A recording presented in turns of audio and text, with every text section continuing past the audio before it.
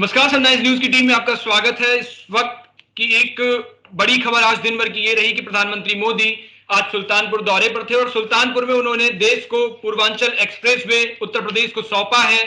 अपनी जो पूर्वी क्षेत्र है उसको साधने का एक प्रयास किया है। उसके साथ ही आपने देखा यहाँ पर तमाम तरह की जो बयानबाजियां समाजवादी पार्टी की तरफ से आई। समाजवादी पार्टी ने प्रधानमंत्री मोदी के पहुंचने से पहले ही 20 मिनट पहले ही उसका उद्घाटन सपा के कार्यकर्ताओं से जगह जगह पर करवा दिया और अखिलेश यादव ने काफी दिनों से ये कह रहे थे कि ये हमारी नींव थी, हमारा विकास कार्य था जिसका हमने आधारशिला रखी थी और इसको भारतीय जनता पार्टी पूरा कर रही है। आज जो विमान वहां पर उतारे गए हैं वो भी आगरा लखनऊ एक्सप्रेसवे की तरह थे। तो इसी सब चीजों पर बातचीत करने के लिए आज हमारे साथ बहुत वरिष्ठ पत्रकार प्रकाश शर्मा जी जुड़े हैं। ये पीटीआई न्यूज एजेंसी में पत्रकार हैं और हमारे साथ आज बातचीत में रहेंगे।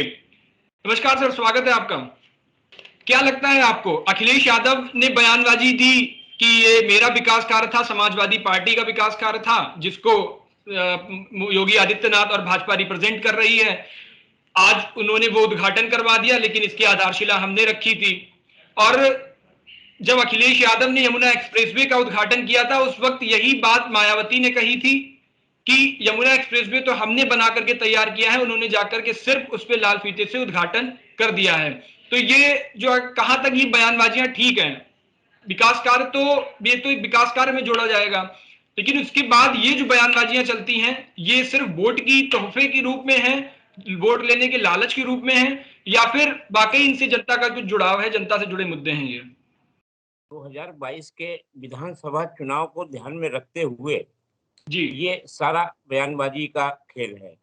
जी यदि चुनाव ना होता तो शायद इतना बवाल ना होता। जी जैसे मायावती जी ने अपने कार्यकाल में यमुना एक्सप्रेसवे को बनवाया। जी। सबसे महत्वपूर्ण बात यह है कि जनता को उसका लाभ मिले हम्म। और कनेक्टिविटी जुड़े।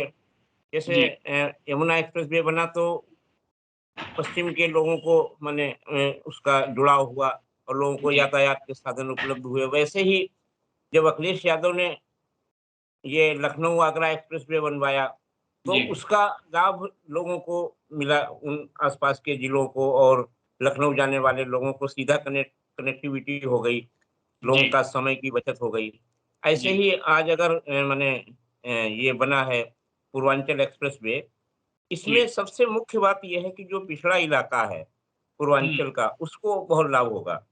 अब रही बात बनवाने की, तो ये बात सत्य है कि सपा के कार्यकाल में ही इसका शुरुआत हुई थी, सारा प्रोजेक्ट का। लेकिन अब चूंकि भाजपा ने बनवाया है तो हमारी समझ से ये है कि जी। उसका श्रेय दोनों लोगों को जाता है, क्योंकि जनता के हित में जो काम किए जाए वो ज्यादा बेहतर है।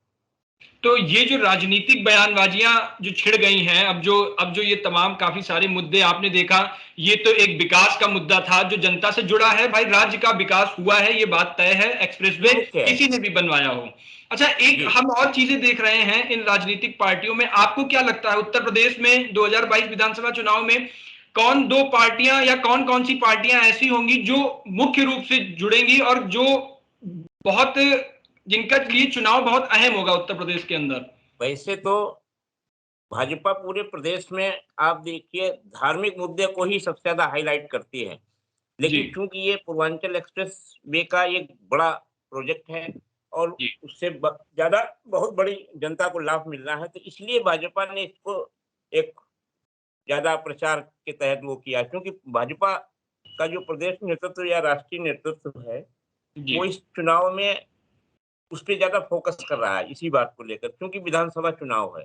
जी और रही बात अन्य पार्टियों की, तो आप देखिए कि सपा भी विकास पे ही ज़्यादा जब वो कर रही है, फ़ोकस बना रही है कि उसके जो 2012 से लेकर 17 तक जो विकास कार्य हैं, उस पे वो जी ज़्यादा जोर दे रही है। कांग्रेस ने भी विकास के मुद्दे को ही हाइलाइट कर रखा है। जी। अब देखने की बात ये होगी कि जनता का रुझान क्या होता है, सबसे मुख्य बात ये है। तो मतलब हम एक तरह से ये कह सकते हैं कि उत्तर प्रदेश के अंदर दो पार्टियां ही मुख्य रूप से चुनाव लड़ेंगी जिनके बीच में कड़ी टक्कर होगी, भाजपा और जी, सपा।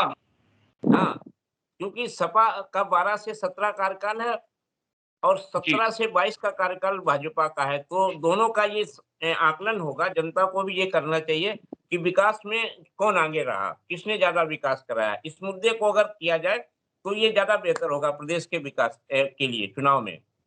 अच्छा, अभी आपने एक बहुत ज़रूरी बात कही कि जो वाक़ई में हकीकत भी है कि उत्तर प्रदेश के अंदर भाजपा जो है वो हिंदुत्व का हमेशा से मुद्दा, और उत्तर प्रदेश क्या किसी भी प्रदेश में चुनाव हो, भाजपा हमेशा हिंदुत्व का मुद्दा लेकर के चलती है। हाँ, और धार्मिक एजेंडे को आगे बढ़ा रही है। इस बार के चुनाव में भी ऐसी उम्मीद थी, ऐसा लग रहा था कि भाजपा यही लेकर के आएगी, लेकिन इस बार तो भाजपा को वो बोलने का मौका ही नहीं दिया। ये काम इनकी अपोजिशन वाली पार्टियों ने ही कर दिया। अखिलेश यादव ने हरदोई में जिन्ना का बयान दे दिया, उधर केजरीवाल ने जाकर के राम मंदिर में पूजा कर दी, तो भाजपा को जी, तो जी, खुद ही वो मुद्दा मिल गया। आपको नहीं लगता ऐसा जी। ये कहीं ना कहीं भाजपा को फायदा करके जाएगा?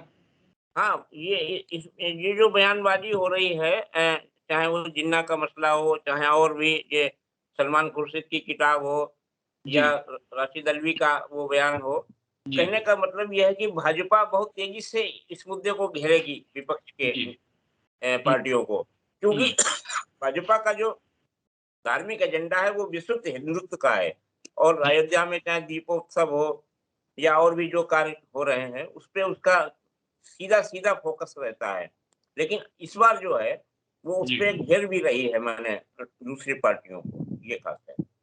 अच्छा, उत्तर प्रदेश में एक चीज और देखने को ये मिली है कि पूर्वांचल के क्षेत्र पर सबसे ज्यादा जिनको पार्टियां कैप्चर कर रही हैं, चाहे वो हम बात सपा की कर लें, वो भी ताबड़तोड़ रैलियां अखिलेश यादव वहां पर कर रहे हैं। हम भाजपा की बात कर लें तो भाजपा में पिछले दिनों अमित शाह वहां गए, आज नरेंद्र मोदी ने जाकर, तो पूर्वांचल के क्षेत्र को ज्यादा समेट रही हैं ये पार्टियां। तो पूर्वांचल एक बड़ा बड़ा मतलब क्षेत्र होगा जिनसे ये जीत तय होगी उत्तर प्रदेश में। पूर्वांचल बताते हैं ये कि पूर्वांचल से ही सरकार बनने का रास्ता खुलता है। अगर जी, पूर्वांचल में पर्याप्त सीटें मिलेंगी, तभी जी, सरकार बनाने का दावा कोई पार्टी कर सकती है। ऐसा राजनीतिक रणनीतिकारों का कहना है। इसी बात को जी, लेकर भाजपा ने भी सारा जोर उसी पे लगा रखा है, और सपा ने भी अपना सारा जोर इसी जी, पे लगा रखा है। चाहे वो राजभर को मिलाने की बात हो या और छोटी-छोटी पार्टियाँ जो मिल रही हैं, उसको लेकर ही वो गोलबंदी हो रही है, सपा और भाजपा के बीच में। जी। अच्छा, उत्तर प्रदेश में एक चीज़ और है, आपने देखा जो ये तो पूर्वांचल की बात हो गई। पश्चिम के क्षेत्रों में अगर देखें तो एक जो सर्वे कहता है, वो सर्वे ये कह रहा है कि भाजपा को वहां नुकसान होता दिख रहा है। और उसके साथ ही एक चीज़ और देखें, जैसे पीलीभीत से सांसद हैं वरुण गांधी, भारतीय जनता पार्टी के सांसद हैं वो, और भारतीय जनता पार्टी के खिलाफ, या ये कह सकते हैं कि वो सच के साथ चीजें लिख देते हैं। वहां जो भी उनका क्षेत्र है, वो किसानों से जुड़े हुए व्यक्ति हैं, तो वो किसानों से चूंकि उन्होंने वोट पाया है, तो वो किसानों के हित का लिख देते हैं। तो कहीं ना कहीं भारतीय जनता पार्टी को इससे नुकसान होने वाला है, या फिर भारतीय जनता पार्टी को उनके जाने या ना रहने से कोई फर्क नहीं पड़ना है? पश्चिमी उत्तर प्रदेश में किसान आंदोलन का नुकसान उठाना पड़ेगा जी। भाजपा को, ये बिल्कुल सत्य है, क्योंकि हम्म। जो हालात नज़र आ रहे हैं। दूसरी बात ये जी, है कि वरुण गांधी बहुत दिनों के बाद मुखर हुए हैं। आप जी। देखिए कि कई साल वो खामोश बैठे रहे। हम्म। लेकिन इधर किसान आंदोलन के बाद से जो भी मसले हो रहे हैं, चाहे वो कंगना रनावत का जी। बयानबाजी हो, उसपे भी उन्होंने टिप्पणी की है, और भी जी, जो घटनाएँ हो रही हैं, उसपे वो लगातार मुखर हैं और ट्विटर पे वो अपना बयान दे रहे हैं। अब जी। भाजपा ये सोचती है कि या तो वो स्वयं चले जाएँ, हम्म। क्योंकि वो उन्हें निकालना नहीं चाहती, शहीद नहीं बनाना चाहती है, जी। ये है सब। अब नुकसान कितना होगा, क्योंकि वरुण गांधी शुरुआती दौर में जब वो नए नेता थे, पहली बार चुने गए थे, उसके जी। बाद वो एक युवा नेता के रूप में उत्तर प्रदेश में बहुत जोरों से उनका वो हुआ था। लेकिन उसके बाद भाजपा ने उन्हें फिर साइड में कर दिया, आगे बढ़ के आए। ये भी एक आने वाले दिनों में जी। ये जो ज्वलंत मुद्दे हैं, ये जी। पश्चिमी उत्तर प्रदेश में बड़ा असरकारक होंगे। जी। अच्छा, एक एक एक आपने अभी बीच में बात छेड़ी थी कंगना रनावत की। तो जी, कंगना जी। रनावत ने अभी जो एक बयान दिया है, जो जिस टीवी चैनल के एक इंटरव्यू में उन्होंने अपनी जो बात कही है, तो आपको लगता है कि वो बात कहीं न कहीं भारतीय जनता पार्टी को ध्यान में रखते हुए या उनको कहीं न कहीं फ़ायदा पहुँचाते हुए उन्होंने ये बात कही, और पार्टी ने उस पर कोई भी प्रतिक्रिया नहीं दी, या किसी भी नेता ने ऐसा कुछ नहीं कहा, तो क्या लगता हाँ, है अभी आपको नहीं। इनके बयान से? हुँ। हाँ, अभी तक भाजपा की ओर से कोई प्रतिक्रिया अधिकृत नहीं आई है। जी, और सबसे बड़ी बात ये है कि आज शायद अभी हम देख रहे थे कि जी, आज कंगना रनावत ने महात्मा गांधी के ऊपर भी कोई टिप्पणी की है, ऐसा कुछ जी, जी, अभी जी। पूरी जानकारी नहीं है। हुँ, तो कहने का मतलब ये है कि जो आज़ादी के हमारे जो हीरो हैं या आजादी में जिनका योगदान है, जो जिन्होंने आजादी में अपना योगदान दिया लीडर्स ने, जी। तो अगर हम अपनी पुराने नेताओं का अगर सम्मान करते हैं, तो हमारी समझ से ये कोई बहुत अच्छी परंपरा नहीं है। अभी तक तो ऐसा हुआ नहीं। पहली बार ये हो रहा है कि इस तरह से लोग अपनी बात कह रहे हैं। उसके पीछे क्या लॉजिक है, ये अब वही लोग जाने कि इस देश को किस रास्ते पे ले जाना चाहें। अच्छा, आपको क्या लगता है उत्तर प्रदेश के चुनाव में जो पार्टियां मुद्दे उठा रही हैं, वो वास्तविक जनता के हित के मुद्दे हैं, वो उठने चाहिए, या फिर ये जो चल रहा है, जो मुद्दे उठा रही हैं, वो सही है, या फिर कुछ और मुद्दे आने चाहिए जो जन सरोकार के मुद्दे हों? वो कौन से मुद्दे होने चाहिए? अगर अगर अगर पार्टी के नेताओं ने इधर-उधर की बात की, तो जनता आप देखना कि फिर धार्मिक मुद्दे के साथ में भाजपा के साथ होगी। ये भाजपा को जी। लाभ होगा, आप देखिएगा। हुँ। क्योंकि भाजपा का फिर धार्मिक मुद्दा जो है वो ज़्यादा असरकारक होगा और ये विपक्षी जी। पार्टियाँ फिर उसी में उलझ के रह जाएँगी, अगर उन्होंने विकास के मुद्दे को प्राथमिकता न दी। क्योंकि अच्छा। बढ़ती महँगाई के कारण आप देखिए जनमानस जो है वो बहुत ज़्यादा व्याकुल है, परेशान है। इस पे जी। सरकार का कोई ध्यान नहीं है, ये मुख्य बात है। तो मेन जो मुद्दे होने चाहिए वो नहीं उठ रहे हैं, जो उठने हाँ, चाहिए। हाँ, महँगाई, रोज़गार, बेरोज़गारी जैसे मुद्दे। ये मुख्य मुद्दे हैं उत्तर प्रदेश में।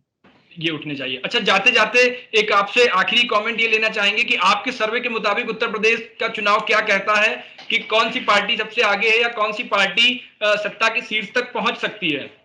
अभी आप ये देखिए कि जो भी अभी स्थिति है बन रही है, जी। उसमें अभी आप कुछ नहीं कह, क्योंकि जनता इतनी अब